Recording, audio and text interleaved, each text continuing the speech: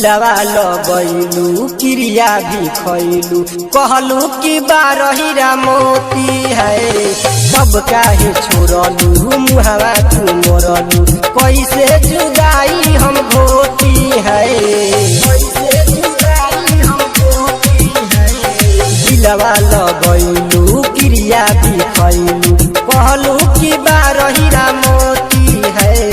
तब काहे छोड़लू मुहावा तू मोरलू कैसे जुदाई हम घोटी है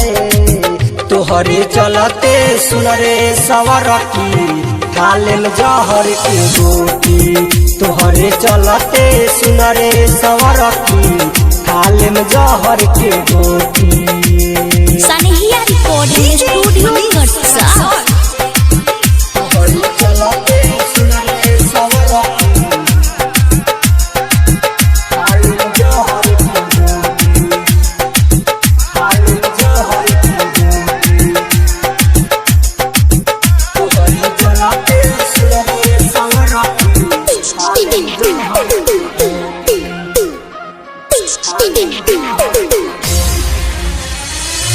हो न दिल जान हमारा जस प्यार हो प्यार करे वाला लोग मिली है हजार हो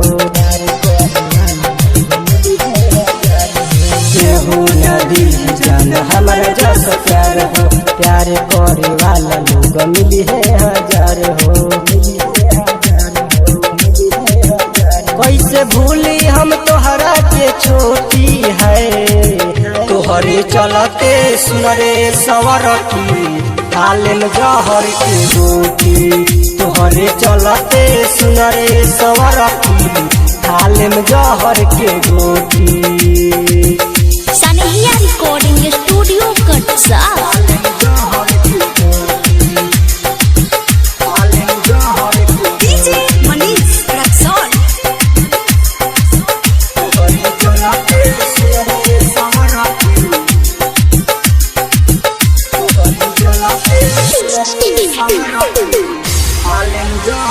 जाए जान कैलू जवन के तू कैलू हमारा के छोड़ी राइटर बीती के भैलू